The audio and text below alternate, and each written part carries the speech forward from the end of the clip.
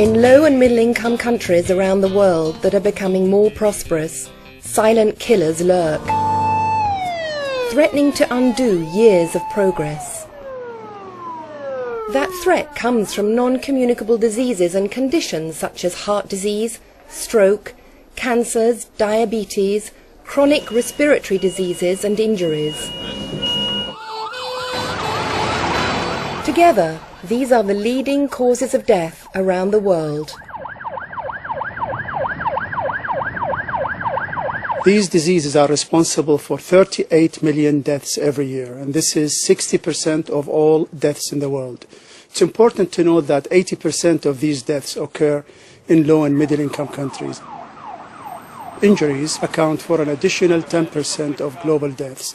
So together with non-communicable diseases, these conditions account for 70% of all global deaths.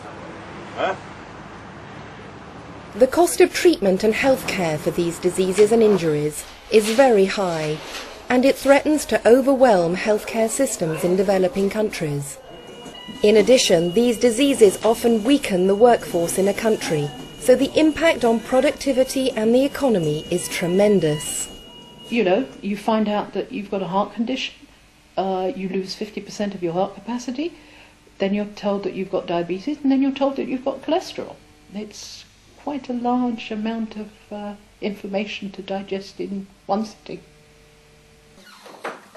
Heart diseases, stroke and diabetes reduce the gross domestic product by 1 to 5% in developing countries experiencing rapid economic growth. Remember that the same is true for injuries. An additional 1 to 2% of the gross domestic product is lost due to injuries. But it is more than the gross domestic product that is affected. The socio-economic impact of these diseases and injuries can put an enormous strain on families, driving households below the poverty line. From the social impact, it is the stigma, first of all, and the restriction of a lot of social activities.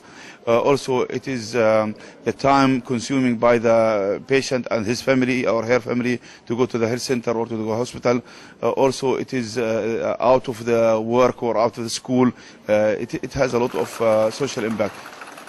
But there are workable, affordable solutions to prevent up to 50% of these premature deaths and disabilities, such as raising taxes on tobacco products, restricting tobacco use by banning advertising, and helping those who use those products to stop. Furthermore, encouraging people to eat more fruits and vegetables and be physically active at least 30 minutes a day can reduce risk. Additional lives can be saved through effective implementation of road safety laws. These policies and programs can be delivered in communities, schools, and workplaces.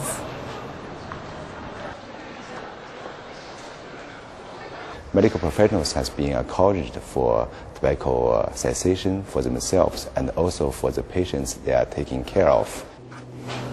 Early detection, screenings and treatment in primary healthcare settings are also essential. Reducing risk factors and designing primary healthcare systems to screen for and treat these diseases earlier can lessen the impact on families and society. But effective public health responses require strong partnerships. In response, the World Health Organization is launching the Global Non-Communicable Disease Network, a collaboration involving countries, United Nations agencies, non-governmental organizations, academia and the business community. The goals in Global NCD Network are threefold. One is to increase focus on non-communicable diseases through collective advocacy. Two is to increase resource availability. And three, to catalyze effective multi-stakeholder action, particularly at the country level. We believe that this network will help all actors to work together and to do their part to save millions of lives. But to be successful, countries will still need financial assistance from development aid agencies. The problem is that these requests from developing countries to help them in this exercise remain largely unanswered by the international community because these problems are beyond those targeted by the UN Millennium Development Goals. If the prevention and control of these diseases are not included in the Millennium Development Goals, their devastating impact on health and economies could prevent the achievement of the MDGs. It is time now to consider indicators for non-communicable diseases and injuries during the 2010 MDG review process. By doing so, we have the potential to reduce poverty and prevent 14 million premature deaths in developing countries each year from non-communicable diseases.